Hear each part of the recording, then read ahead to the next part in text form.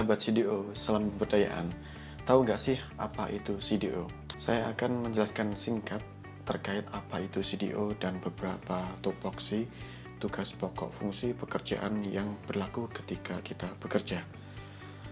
CDO merupakan singkatan dari Community Development Officer atau pegawai pengembangan masyarakat yang mengacu pada penciptaan masyarakat atau kelompok orang yang memiliki minat, nilai, dan tujuan yang sama.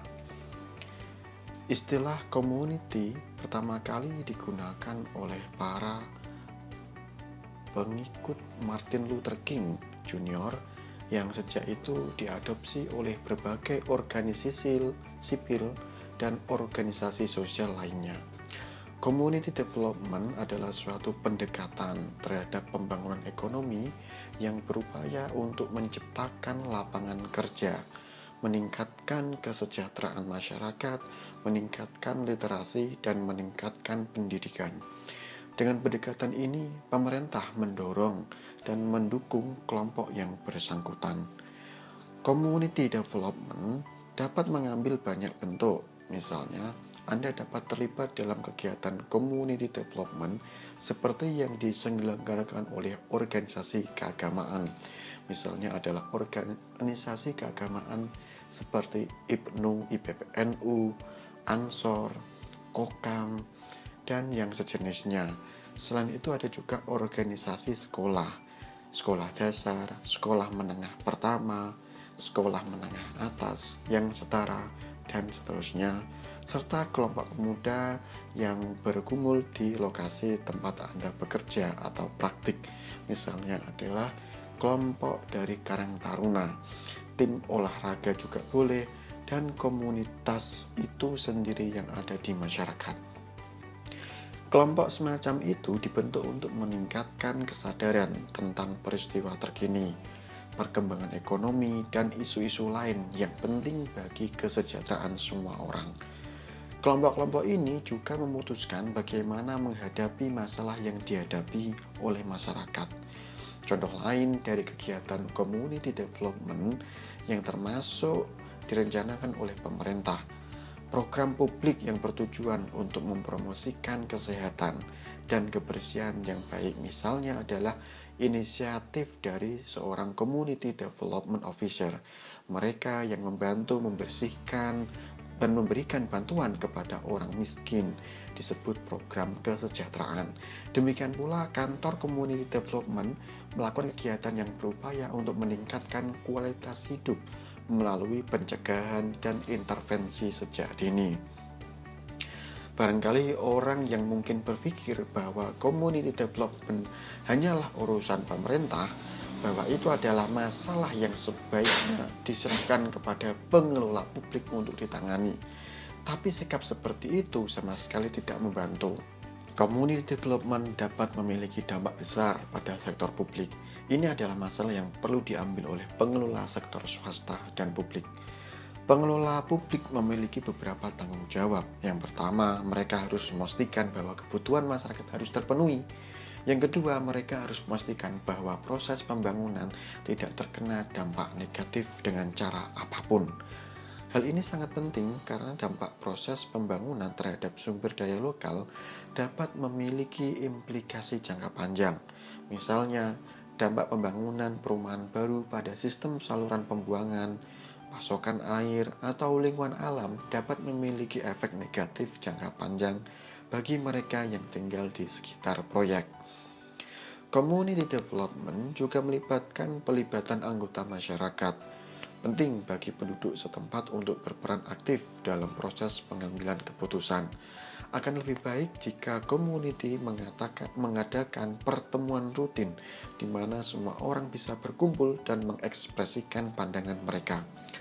Pertemuan ini dapat dilakukan oleh asosiasi pemilik rumah atau kelompok pemilik rumah, misalnya adalah yang terdaftar dalam kelompok RT, rukun tetangga, atau RW, rukun warga.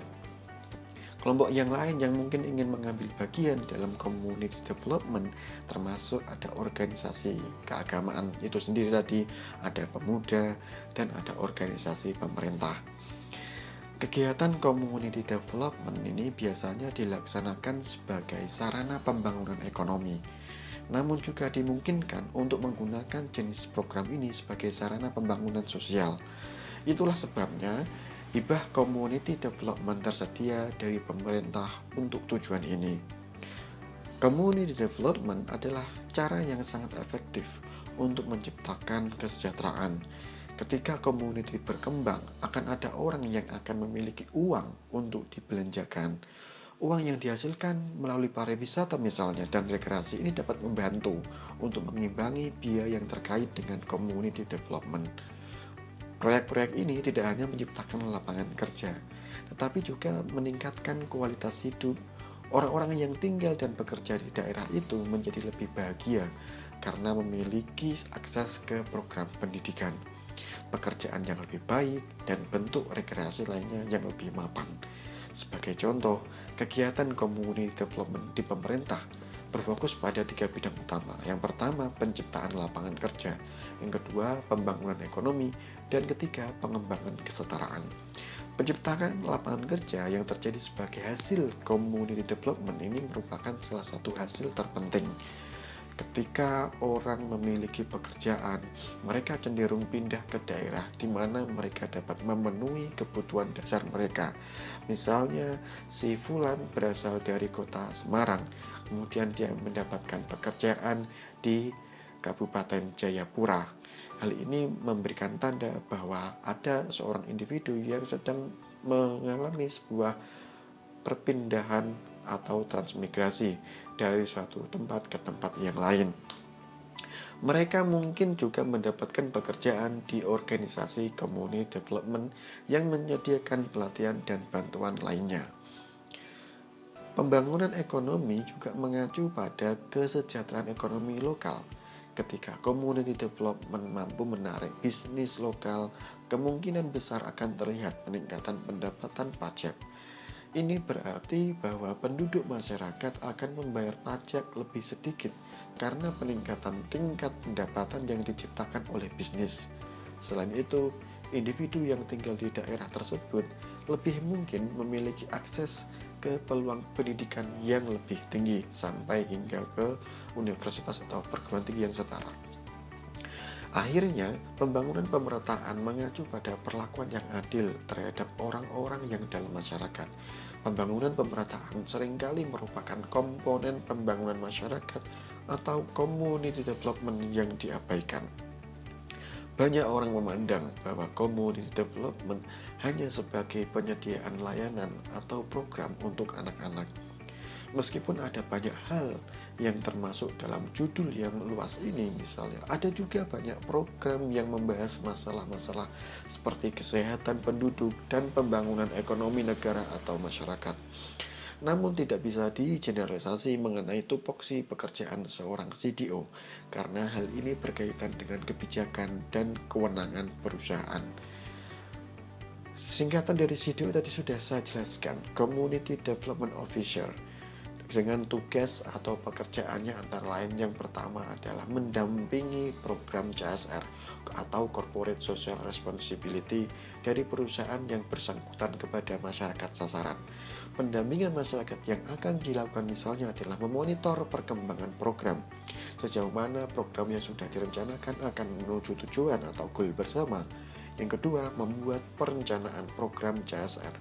Perencanaan program yang dilakukan oleh seorang CDO adalah membuat beberapa dokumen sesuai ketentuan proper yang dikeluarkan oleh KLHK, Kementerian Lingkungan Hidup dan Kehutanan. Adapun dokumen perencanaan program CSR antara lain adalah yang pertama ada roadmap, 2 ada rencana strategis, 3 ada rencana kerja. Selanjutnya tugas CDO adalah melengkapi seluruh dokumen proper, bahwa dokumen proper yang sudah terkumpul akan menjadi draft untuk diunggah ke website resmi KLHK. Dokumen proper di sini terdiri dari banyak sekali macamnya. Khusus yang memiliki tugas untuk dikerjakan oleh CDO adalah bagian dari pemberdayaan masyarakat. Di antaranya adalah ada aspek-aspek yang harus saya jelaskan. Yang pertama adalah kebijakan pengembangan masyarakat. Yang kedua ada struktur dan tanggung jawab. 3. Alokasi dana pengembangan masyarakat. 4. Ada perencanaan. 5. Implementasi. 6. Monitoring dan evaluasi. 7. Hubungan sosial internal eksternal. 8. Publikasi dan penghargaan. Demikian cerita singkat mengenai CDO dan proper. Penjelasan lebih lanjut mengenai poin-poin akan dijelaskan di serial selanjutnya. Terima kasih. Salam pemberdayaan.